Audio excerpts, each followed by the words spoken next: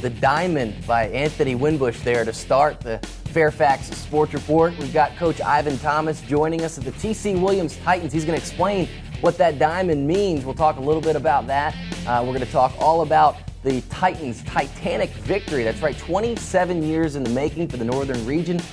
T.C. Williams breaks the streak. We'll talk all about that as well. I'm BJ Kubarulis alongside of the regulars, Eric Gilmore and Paul Frummel of the Connection newspapers, and Dave Bushenfeld of the Fairfax County Times. And again, Coach Ivan Thomas, welcome to the show. Thanks for having me. All right, glad to be here. Before we get to ask Ivan all the tough questions here on this championship edition of the Fairfax Sports Report, let's thank the folks that make this show possible. And of course, we're talking about CCI Screen Printing. For all your screen printing needs at 703-978-0257. You can also check us out online at www.fairfaxsportsnetwork.com. You'll get a chance to read stories, see photos, and more about the Titans, who just pulled off the unthinkable, Coach. Is that the way you look at it when you look at the season as a whole and nobody giving you guys a shot from the start of the year to where you're sitting now? I think the unthinkable from the outside, the very thinkable from the inside. Like I said, talked to you guys before. We really thought we had a good shot at this in the summer. It was some things that happened. The team came together, and although we didn't get much of a shot from the outside, we thought about it. So it wasn't unthinkable for us. So we thought about it. All right, for those of you who have been living under a rock for the last week, T.C. Williams pulls off a 70-57, really domination, if you will, of Bethel in the state championship game. Bethel loaded with Division I players, and T.C. Williams knocks them off, just another notch on their belt. A great victory and a great season for the Titans. We're going to walk you all the way through that in this championship edition of the Fairfax Sports Report. And well, should we start then the Northern Region Tournament? Let's jump into that bracket. And Coach, when you look at this bracket, first round against a Woodson team who everyone did have high expectations for this year. Many people thought they were the team to beat coming into this year. You guys really handled them in the game there. You guys dominated them. 5 different defenses. Paul and myself were there to see that victory. Starting there, Coach, and what you guys were able to do, did you feel like you built some steam there? I thought that definitely was the starting point on the defensive end. I thought we rotated well in terms of our defensive calls. And we played about 6 different defenses, and what was important about it, we disguised them, and so we kind of kept them off their heels. And what we did, we took away their best player, which is one of our main goals throughout the season when we're going into the ball game, is to take away that team's best player. And I believe the big guy from Woodson, I forget his name, Whitaker, I don't think he had a very good game that game. We kind of took him off the boards, took away some of the things that he liked to do, and we were was able to be very successful. Coach, we get some credit in that win as well. We talked the other day. You said there was some extra incentive. You guys do get a lot of credit for that. You should be proud because going into the season, like I said, my guys, they had a chip on their shoulders, and they actually were excited when Woodson won and they faced them, because Woodson was picked higher than them. Chantilly and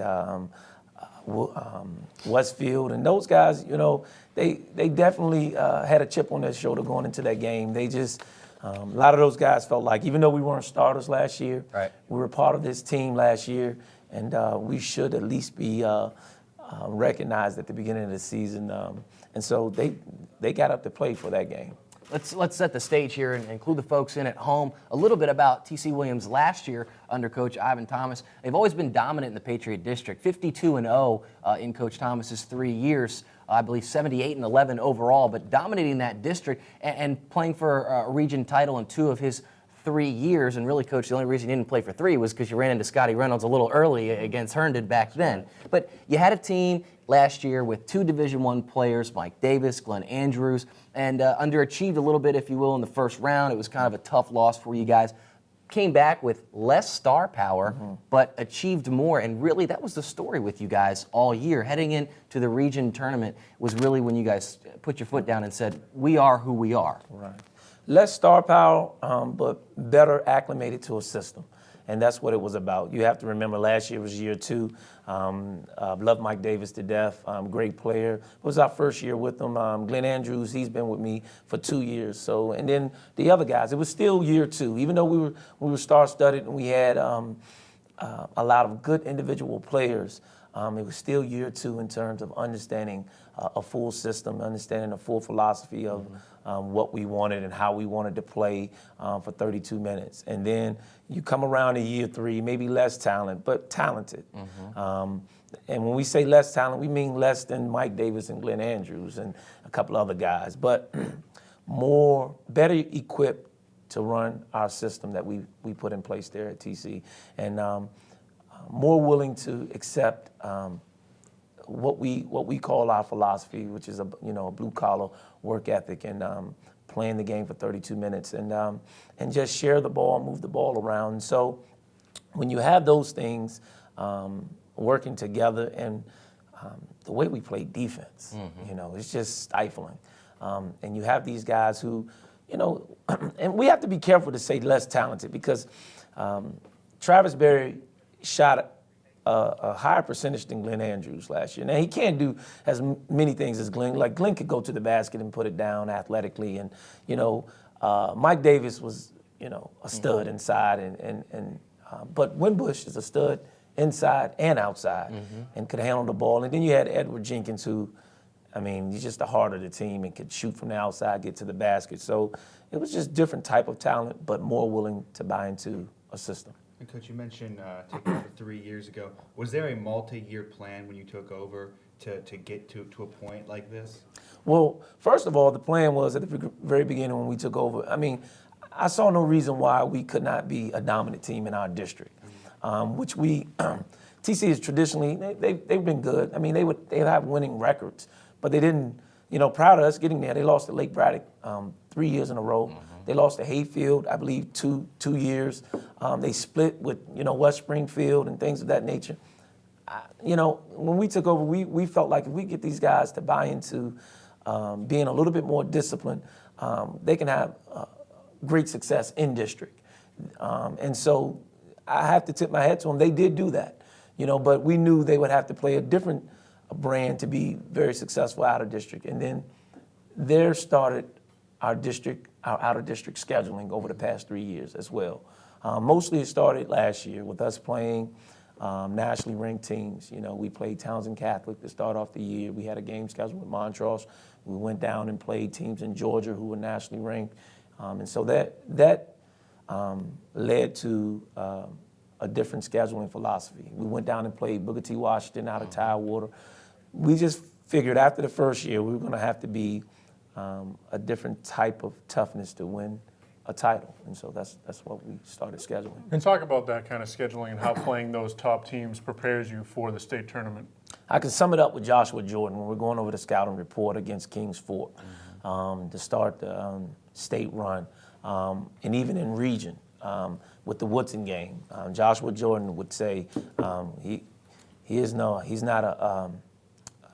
the kid from Benedictine. Ed Davis. He would say he's not an Ed Davis. When we went against Kings Fort, he would say he's not an Ed Davis. And that in itself led to him having confidence and saying, look, I done faced the best.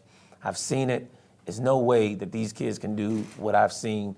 Somebody giving me a triple-double on every, he score right hand, left hand hook, rebound, block my shot. And yet, Joshua had close to a double-double against Ed Davis, so that helped his confidence. So.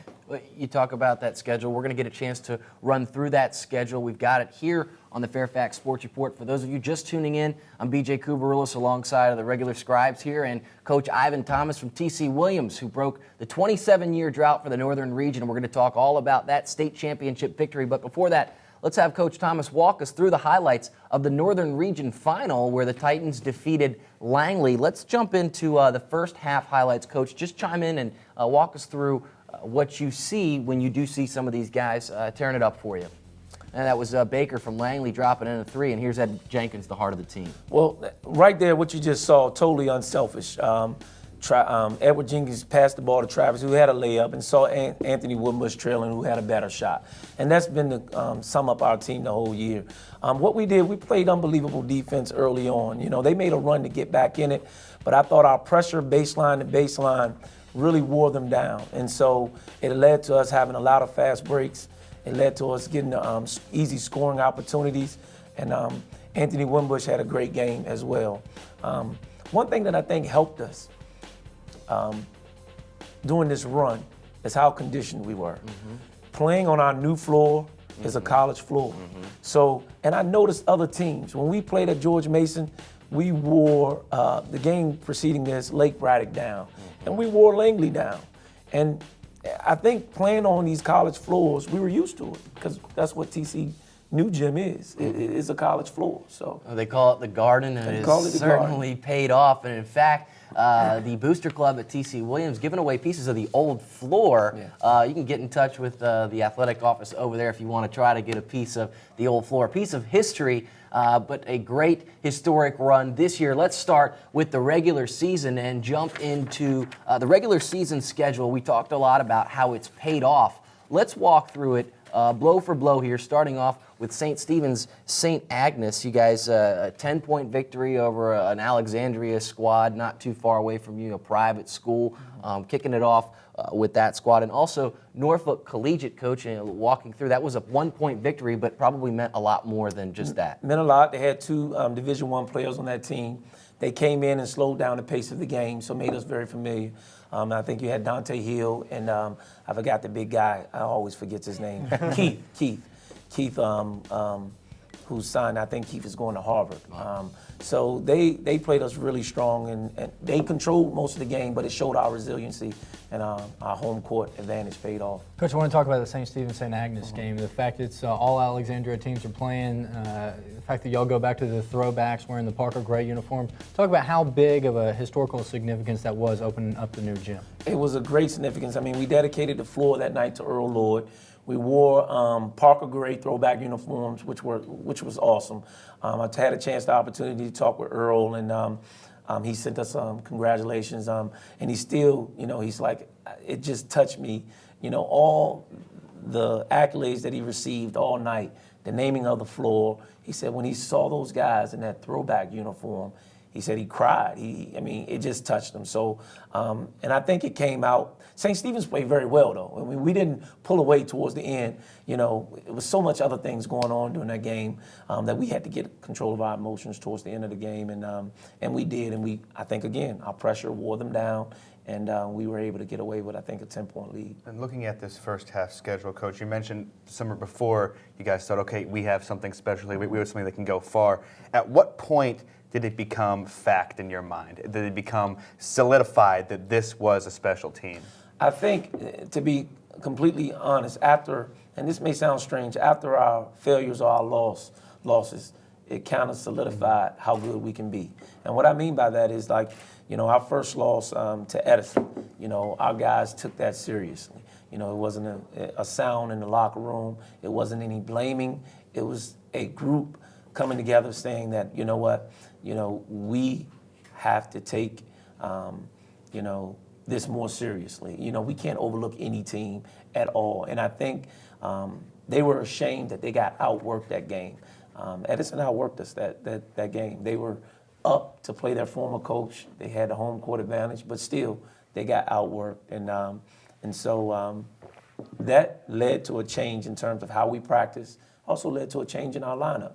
We decided to bring Travis Berry off the bench after that game, and also, it led to us just coming together because when that happened, Travis, accepted it, moved on and did what's best for our team. And so, actually, after a loss. Just talk about that. I mean, most high school kids wouldn't be okay coming off the bench, especially with the talent that Travis has. Just what it meant to the team to, have him accept that role. It meant a lot because Travis is a captain. And so here's a captain accepting his new role that coach who has, asked him to do, come off the bench to make our team, a gut feeling that I felt that would make us more successful, just provide an additional spark off the bench, a huge spark off the bench that people probably really couldn't adjust to. And it paid off. So it was special. I mean, we had something going on all year long. Everybody on our team had an opportunity to start, every player. And so you want to talk about key moments of when it's special, is when you call out the starting lineup at the beginning of each practice the day before the game, and everybody cheers for that person who gets a chance to start. These are high school students, seniors at that. not saying it's my year. I need to be starting every game. They're cheering for the freshman. They're cheering for the sophomore who gets their opportunity to start. And what that does, Coach, doesn't allow, from a coaching perspective, complacency and someone to get comfortable. And it also creates a competitive atmosphere where you got to go in practice, which pays off on the floor. And let's get back into that regular season schedule, Coach. I want to point out one loss you mentioned after the losses was really when you learn more about your team. And one loss, as we jump back into that schedule, is the Montrose Christian loss, double overtime, a game that was incredible from start to finish. And this Montrose Christian team finished ranked number 2 overall in this area. So this wasn't a slouch Montrose Christian team. This is a nationally ranked program. Stu Vetter, everybody knows, has done a great job. This is a program that has produced the likes of Kevin Durant and others. So to take them to double overtime, after that game, got a chance to catch up with you, and you said that Anthony Winbush stood up and in the locker room, and we all know that Anthony's pretty soft-spoken, Right. but had something to say Right. that really kind of helped get these guys kind of, all rallied around. Right. Like he stood up and said, we should have won that game. Right, and that was the feeling. I mean, a lot of people, in the community and out of the community, kind of like pat us on the back. You did a great job. You did a great job. You played them well. You should be proud, and they should. But I tell you, BJ, our philosophy going in, our mentality was that we were going to win the game. We should have won the game. We felt like we were up 5. But that's a testament to Stu. His kids are very resilient, fight back, and we made some bonehead mistakes down the end of the third quarter that we shouldn't have made. But again, we go back to another key moment in terms of a loss that what our guys took from it was very different than what you guys were expecting. I think you guys were expecting them to say, we feel like we can play with anybody after getting beat by. No, our guys said we took a loss, and we came back the next day. And they said somebody has to pay for that, whoever we play next. We got to bounce back and practice harder. And several teams did pay for that. Let's jump into the second half of the regular season and see the next run-off of victories for the Titans, who started back in the district with South County, and then Lake Braddock, which always plays you tough. This time, you guys got that one pretty easily. A bit further down in the season, as you see, it was a little bit different, and especially in the tournament time when they start pulling some of that Brian Metris, let's hold on to the ball stuff. But Benedictine is a team that was a game, Coach. It was a game. It wasn't just, all right, we're going to show up in Richmond and we're going to let Ed Davis do his thing. Had a great triple-double, but certainly another growing experience and adding to what you built with this schedule. That was a launching point. I also want to jump in right away to the postseason run. Let's jump into the postseason run, guys. Eric, you got a chance to watch these Titans go on a great run. I believe it was 13 or 14 straight to end the season. You see all W's here in the postseason, of starting with a 40-point victory over West Springfield. Well, Coach, let's talk about that West Springfield victory. Immediately after the season goes, or season ends, regular season, something happens to you. Talk to me about that West Springfield and what happened in between the end of the regular season and the start of the postseason. Well, the end of the regular season, I guess I let this cough go and go. You drive and you're driven so much, but finally it comes to an end. That night before, that Saturday after the regular season, I ended up in the hospital with pneumonia, and I was basically in the emergency room in the hospital for 3 days with basically a cavity in my lung where I couldn't basically get my breath. And I was supposed to be there basically the rest of the week. But it was very little that was going to keep me away from my guys as we make this run. And my wife, who's a surgical resident at Hopkins, she was by my side, and she, convinced them to let me go, and she would be under my care. And so we started our run.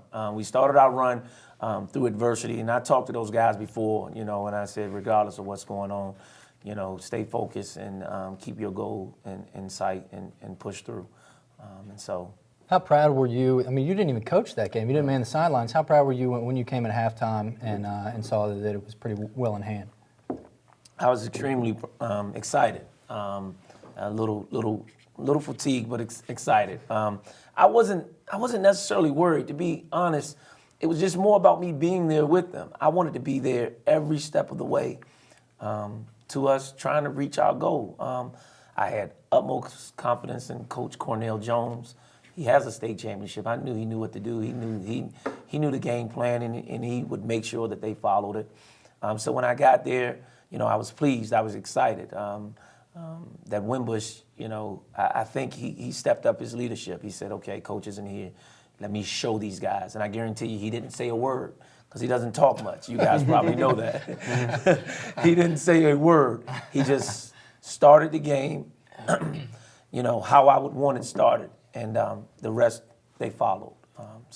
And Coach, looking at this postseason run, you mentioned earlier in the year, in the beginning of the season, people might not have thought you were the top team in the region. But that kind of shifted as the postseason started, at least in my mind, where, okay, this is the #1 team. This is the favorite. And then all of a sudden you get to the state tournament. I'm going to throw myself under the bus a little bit. You see, okay, they're going to start playing these powers around the state. And I didn't believe that you get past the first round. Right. And you can beat me up about that. Right. But And he might. what did you guys, how did your kids respond to the fact that you were the favorite for a second, but now you're back to people feeling like you're the underdog? Right. I think what has helped us is that we were the favorite in district, so we had a bullseye on our back every game in district. And then, of course, when you guys start putting us the favorite in the region, we had a bullseye on our back. Well, playing that with that bullseye on your back helps you play a championship atmosphere every game. And that's what we talked about. Every game we play is a championship because if they beat you, that's their championship. Trust me, if they beat you, that's their championship for that season. So we're going to play a championship atmosphere. And so when we got to Kings Fork, we had a very good game plan. All coaches, we had an opportunity to watch them, and we said defense is going to win this. I knew we played pretty good defense, and my guys executed a defensive plan to perfection. And we just believed in one another. And more important, they executed a plan. They shut down Parker and Wirtz. And I'm not going to throw you under the bus. Seeing Parker and Wirtz and the big guy play, you're probably thinking, how can they stop these two guards? And then how can they stop this inside presence? And who would have picked us to win with Wimbush having 7 points that game? And win by 20. So that just goes to show the type of defense that we play, the type of team that we have, the depth that we have. And so, I was extremely pleased. But defense started. Especially in the state tournament, you guys went up against a lot of teams with pretty big guys down low. Talk about the job that Jordan and Kamara did down low for you guys throughout the state tournament. Like Jordan said before the game, he is no Ed Davis to the big guy inside when we were going through pregame and how he was going to defend him and how he was going to play him. And the confidence he was going to come out. Jordan actually came out off the bench and gave us like 3 or 4 quick dunks that game, hit like a mid-range shot, and so he played with supreme confidence. But Thomas Kamara, number 40, and Joshua Jordan controlled the boards for us inside. And they were huge assets for us in this state tournament run. You saw the bracket there, the Virginia AAA state bracket. Let's jump back into that bracket and take a peek here at what the Titans were able to do. You see TC Williams, #1 seed out of the Eastern region, winning their 2nd consecutive Northern region title, taking on Kings Fork. You mentioned the 3 big players for Kings Fork, a 4th-year program from Suffolk.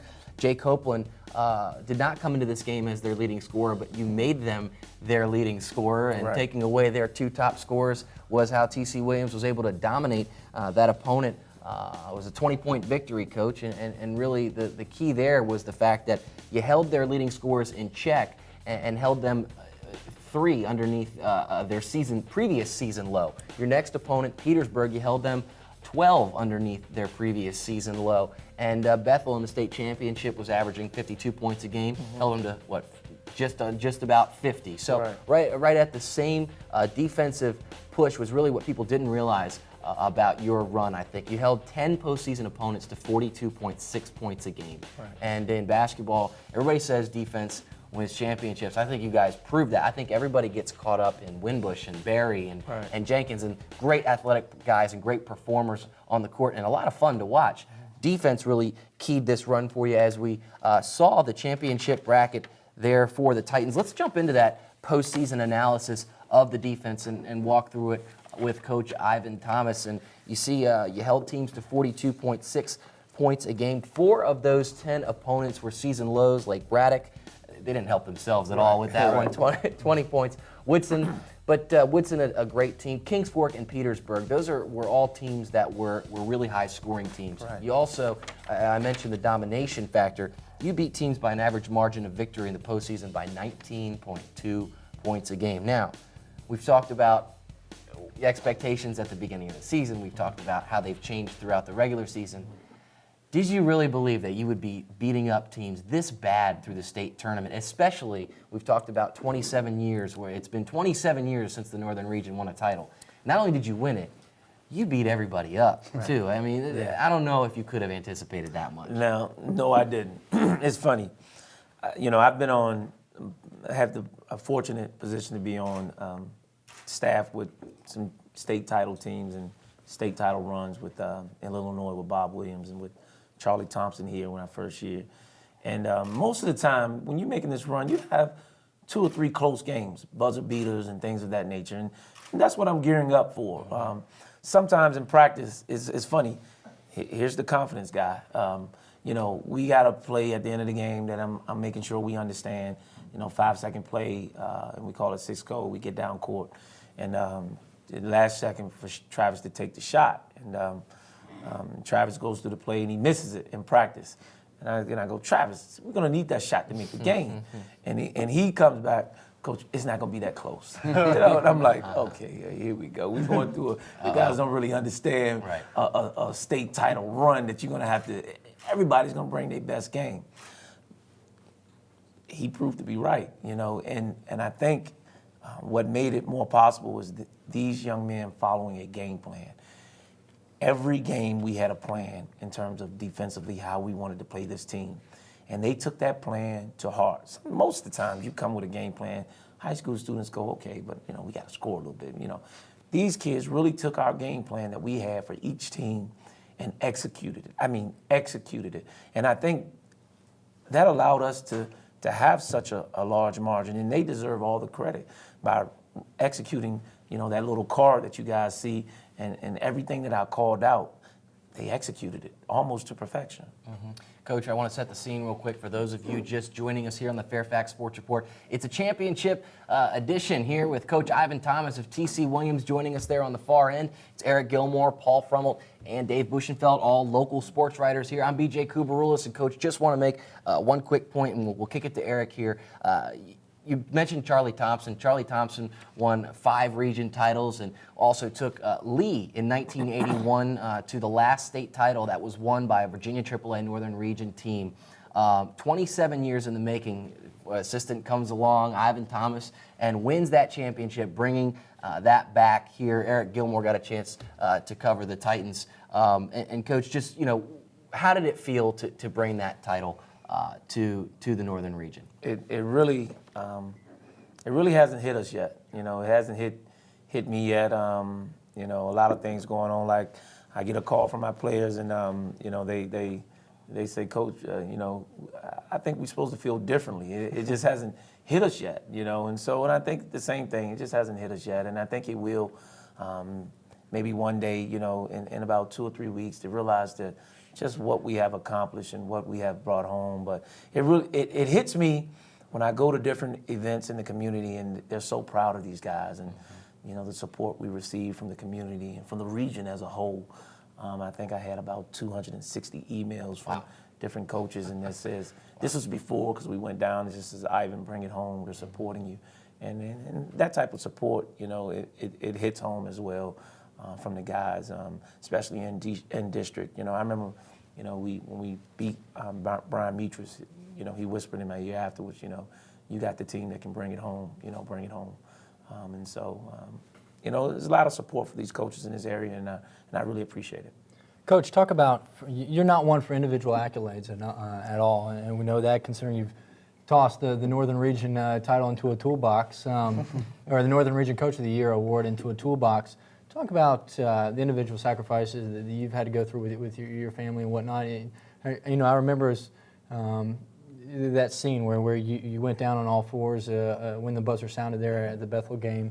Talk about that emotion and how much you've had to go through to get to this point. Well, yeah, when I went down on all fours, I think the reporter asked me, it's been a 27-year drought, the newscast, and I saw you kiss the floor, and, I wasn't kissing the floor. I'm a man of faith. I was really giving credit to, my Lord and personal Savior at that point in time.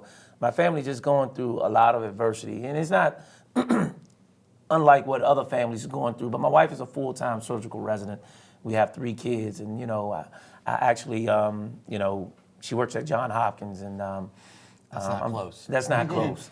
And actually, we live in Maryland, and I'm extremely proud of her. She's one of the few African American urologists in the country, surgical urologist. So she worked extremely hard, and it's tough on our family, to be a family, because that's important to me, and to be with our kids, and so we both made sacrifices that keep us from doing certain things that traditional families can do, and getting back and forth home, and making our situation work. It was gratifying to see that all our hard work paid off, and when I gave her a hug and a kiss, she just said, "It's funny, your goals, what you talked about came true." And so it made me feel good that she understood and supported me of what I talked about, just as I support her in terms of her goals and aspirations. Coach, I got to jump in here because we'll get to Paul in a second, but you mentioned something there for African American. I got to bring that in because you're at TC Williams now, okay? And this is a program, and you heard the kids in the stands chanting the chant from the famous movie We Are the Titans, which was of course about desegregation and more. You're an African American coaching in a predominantly the northern region, which doesn't have a lot of African American coaches. When you look around, you've got Wendell Bird, who moved on from South Lakes, and some others. But how does it feel to be kind of blazing that trail here in this area? It feels good. It definitely feels good in the sense that I don't live my life for myself. I live it for others, and so I've mentioned to Eric before, I have guys on my team that aspire to be coaches, and so if I can walk the walk and show them how you're supposed to, talk and carry yourself, they will follow, the path and trailblaze as well. And it's funny you mentioned the coach from South Lakes, Wendell Bird. We're actually we keep in contact a lot. We actually do a program together, Readers Are Leaders, where we go into the community and we make our guys. Be a little bit more than just basketball players. They're leaders first, and they go down and they mentor kids in reading. And we do that in Alexandria as well. We've been doing it my past 2 years here. 3 years I've been at TC, and he's helped me get this program off and running in Alexandria. So, it feels good.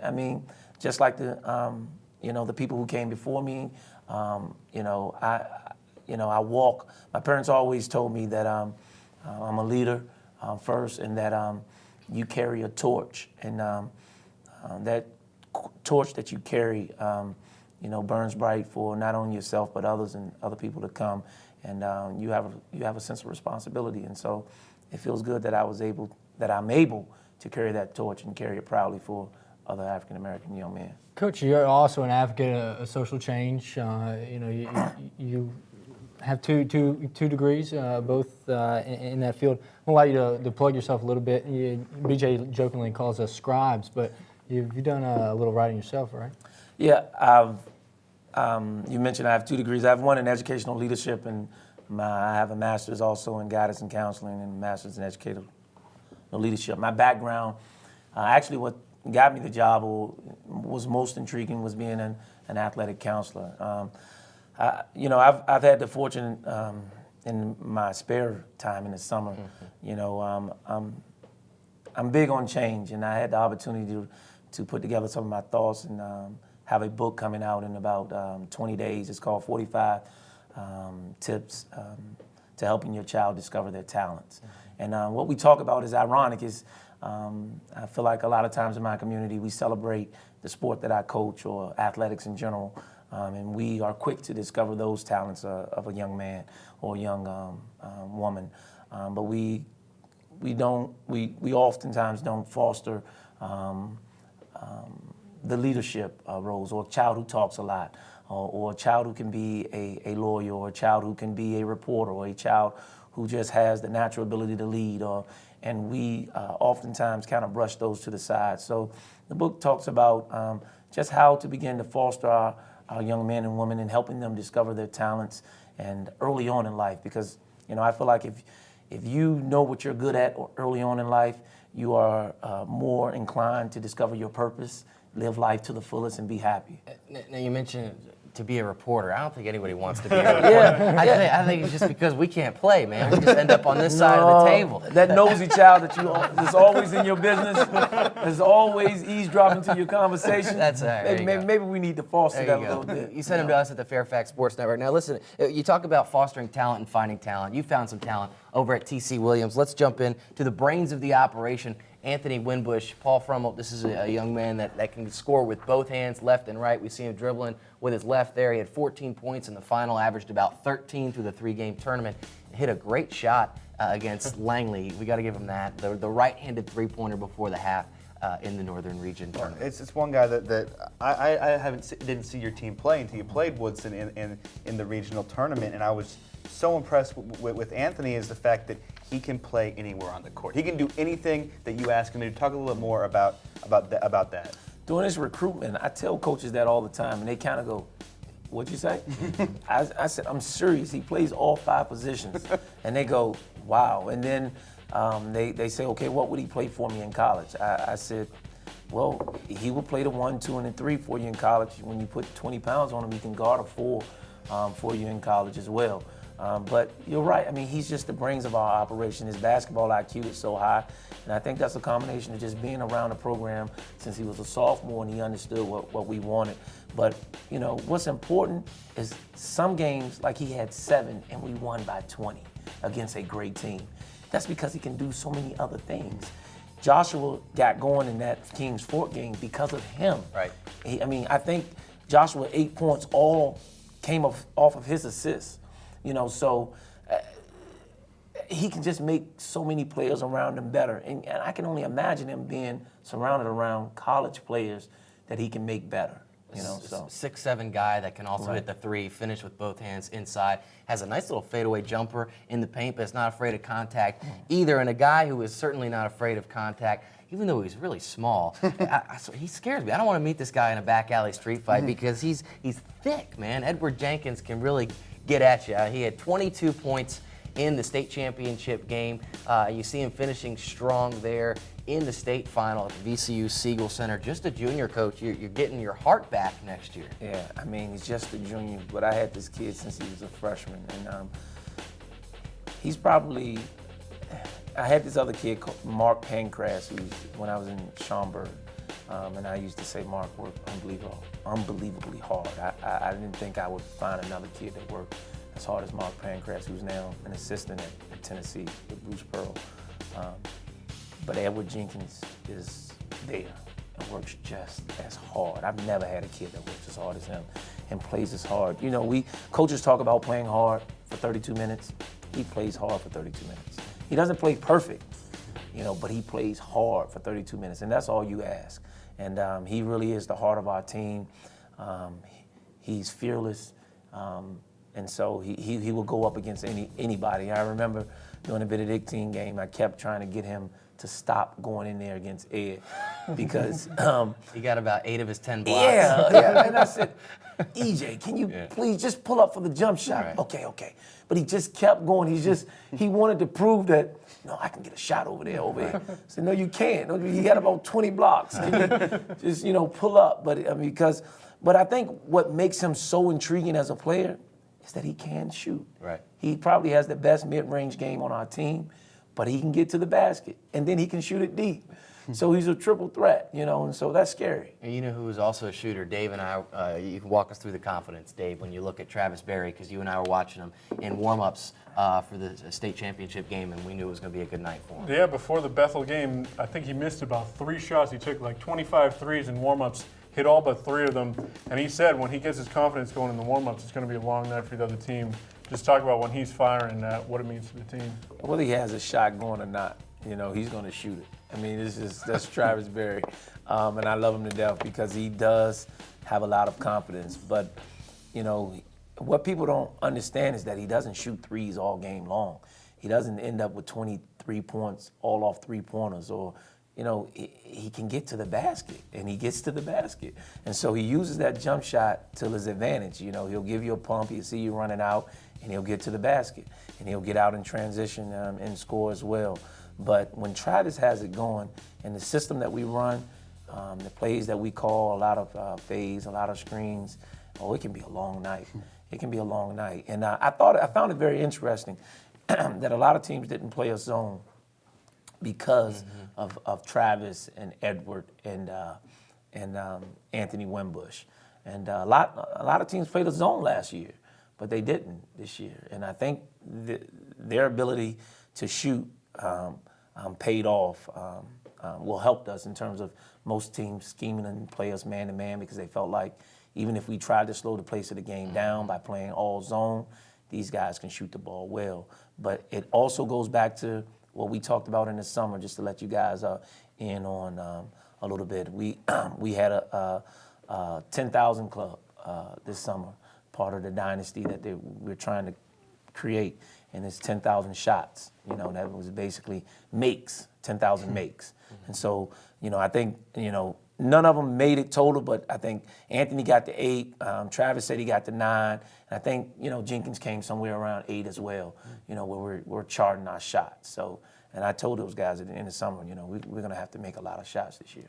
Coach, we talked about the big three all year long. I mean, obviously the offensive output, but I know that you really tied it into the team. I mean, you talked about, you know, the dynasty and whatnot. Talk about some of the motivational tactics that you use to try to encompass everything and rid the individual culture and get everything to buy in as a team. When we took over the program, it was such a big deal to start there. It was such a macho thing, and the guys really just, you know, it was all they thought about. And so when we took over, we talked about the team, and one thing that helped us, you know, emphasize that is we did away with a starting lineup. You know, we walk out as a team. Everything we do is as a team. The starting five is important, but the 15th guy is just as important, and we wanted them to understand that. And so we talked about those things. We talked about how we're going to work hard together and be 15 strong. And so how we emphasize those things is that we don't do things traditionally. We at the end of a game, we don't, you know, we talk about a blue-collar work ethic and being a team. And so to emphasize those things, we have our guys punch in a time clock before practice, after practice, before a game, after a game. We want them to understand that the time you punch in means something. And when you punch out, we carry around a toolbox to emphasize our work ethic. We don't necessarily walk in there with a briefcase. We go to every game with a blue-collar work ethic, and we emphasize those things. We don't sign a game ball, the player, you know, doesn't sign a game ball, or a team doesn't sign a game ball. We sign a hard hat at the end of each win, and so those are some of the things that we did. We talked about that we did, and in the summer, all guys had to come, you know, to our conditioning in the off season just to be a part of the team. And I think one thing that we talked about earlier is just everybody having the opportunity to play and chip in. I think, you know, what's rare about our program is that we play a lot of guys. You know, granted, a lot of guys do have talent, but that we have on our team. But we play a lot of guys. How many high school kids can say they had an opportunity to start? And everybody gets an opportunity to start. I don't know the answer to that question, but a question I want to know the answer to is, where do you have room for 29 autographed hard hats?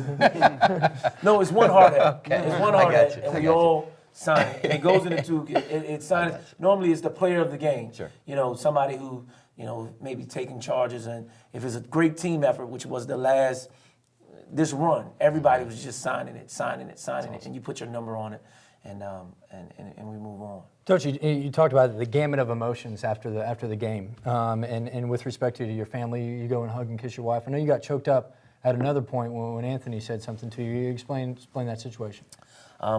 You know, Anthony was the first one over. You know, when I was, you know, down, to pick me up, and he doesn't say much, so it touched me. You know, Anthony says, he picked me up, and he was like, see, I told you we got your back, and we got your back. I got your back, and that's what he said, and meaning that he supported me in every decision that I made since day one of being here with the program, and he bought into it, and a little bit others that you guys probably don't know. I mean, when I take off my jacket, you might see me sweating a little bit. Mm-hmm. It isn't sweat; it's their names written on my back in the black magic marker on my back of my T-shirt. And they sign it, and each game they have my back, and as I have their back in life and forever.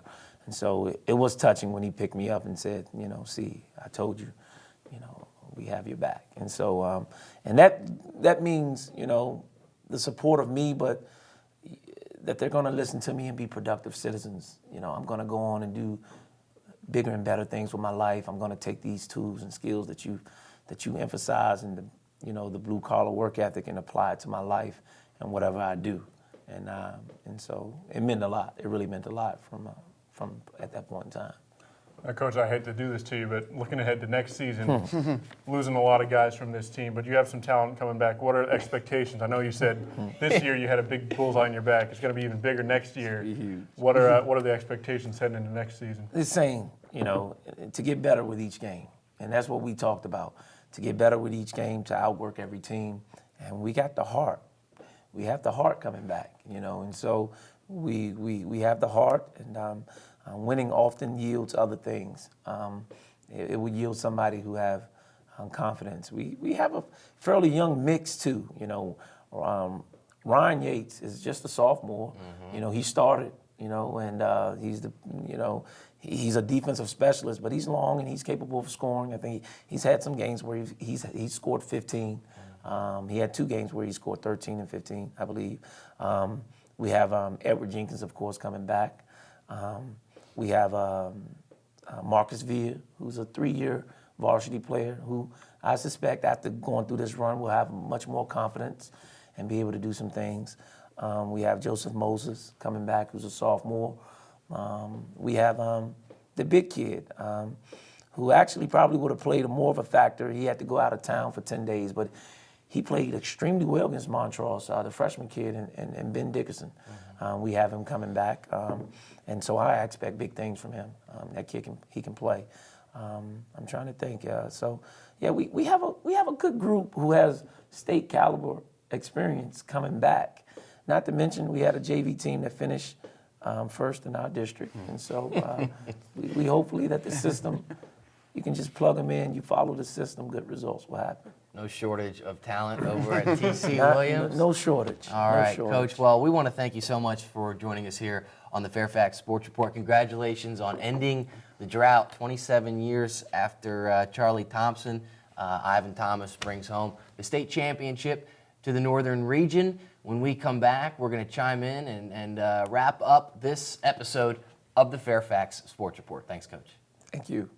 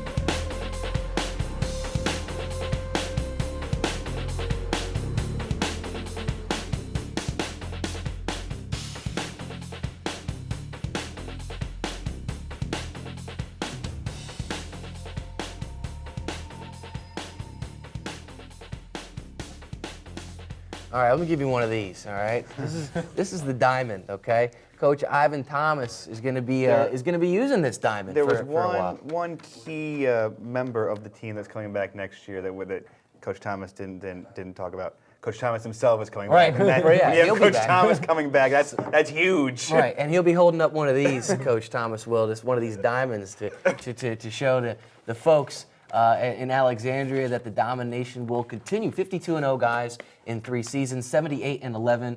I want to thank Coach Ivan Thomas for joining us in 3 years into that program, 78-11. I mean, they're just dominant. What more can you say about the job that he's done over at TC Williams? And obviously, we see Anthony Winbush behind Paul's head there, holding up the diamond. And Eric, those 3 guys, the heart, the confidence, and the brains there over at TC Williams. You covered them all year. How did it feel for you to watch these guys bring home the state title? Well, I was spoiled with TC Williams this year with the girls basketball team, and then they were the state champion boys basketball team.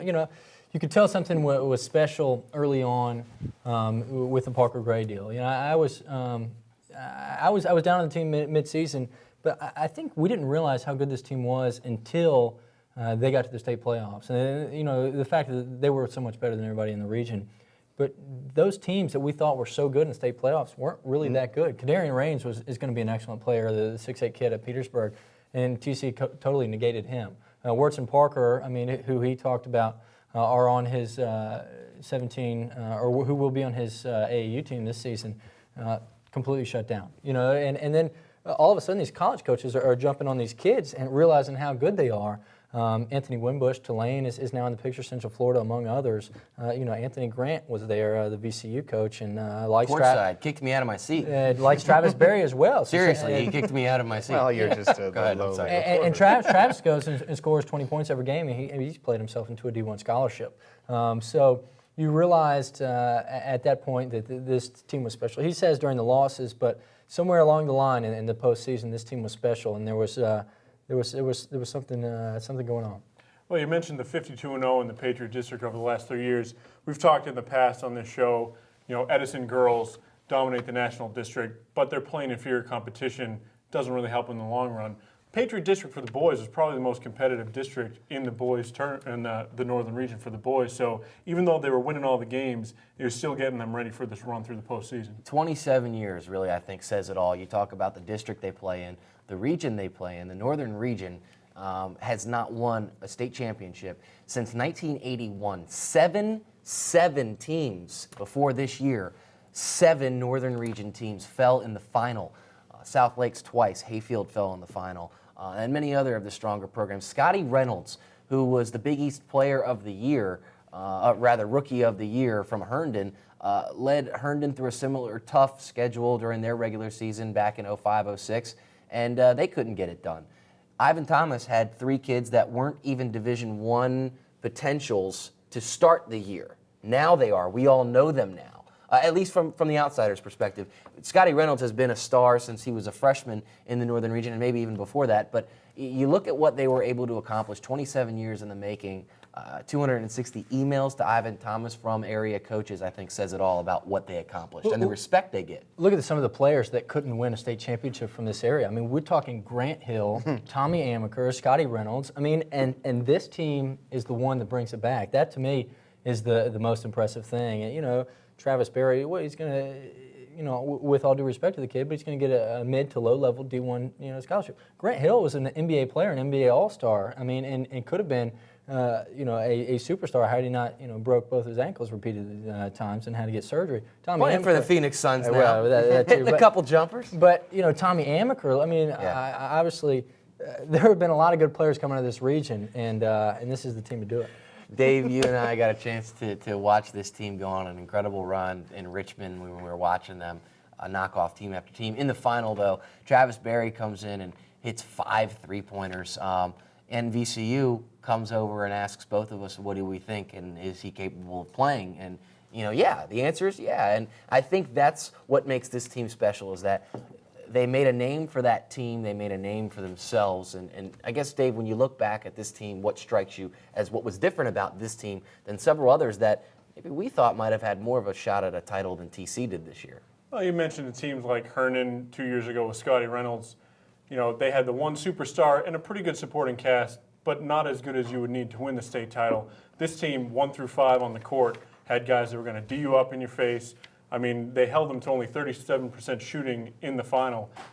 Just the team aspect is what stands out to me. One quick parallel: state football final. How many D1 players did Westfield have? Only one. How many D1 players did the teams they're playing against have? Quite a few. You mentioned that Bethel was on a 29-game winning streak coming into this game. Bethel had won 29 games, and they had dominated their opponents since the second game of the season, where they lost to Warwick, which is a good team down from that Hampton area. You see what T.C. Williams did on the final wrap-up here. T.C. Williams, the 2008 boys champion after 27 years. The Titans, they beat Kings Fork, they beat Petersburg, and Bethel. Not only did they beat these teams, they dominated these teams. T.C. Williams had a 21-point lead on Bethel at one point in that victory. Just under 17 points average win. Absolutely, and you know, a great victory for the Titans, who also, with this victory over Bethel, guys, became the only team from the Northern region who was a repeat champion, rather a two-time champion. They won their last state title in 1977. The only other programs that have won championships from the Northern region are Lee and Mount Vernon, so T.C. Williams has 2 state titles to their name. Just talking about that Bethel game real quick, Ivan was complaining, of course, he's a coach, about them not making their free throws. He said, heck, it would have been a 20-plus point game if we made our free throws. I think they only shot somewhere around 40%. So and you put that in perspective, and that is a good team with 6 Division I players, you know, 1 high-level players going to Clemson. They tore that team apart. And what he said before, what he said to the team before the game, he said, you know, we can beat this team. We're going to beat this team, you know, handily. And I think his guys started to believe that. And then all of a sudden he said, you know, we said we only have to beat this team once. And I think they play a 7-game series. I'm not sure TC takes it, but the fact is this was a special team, and they certainly did take the title. All right, we're just about to wrap up here, Dave. We're going to go all around the table here, guys. Final thoughts on T.C. Williams' championship season. Like Coach Thomas said, it kind of hasn't sunk in for me either. Just, you know, you think of 27 years, how long that is, longer than I've been alive, and to finally bring the title home is something special. That's all you got to say. What about you, Eric? Well, I mean, you look at it, like next year. I think there's only been 1 back-to-back state champion, and they're going to have a tough road. But this year, congratulations, Coach Already Thomas. thinking ahead. You already won another one. Exactly. You're spoiled, man. First year tired. covering the Titans, they win you a championship. You're already calling for another. You can find more of Eric's breakdown of the Northern Region landscape for next year at FairfaxSportsNetwork.com. Thanks to our teammates, CCI Screen Printing at 703-978-0257.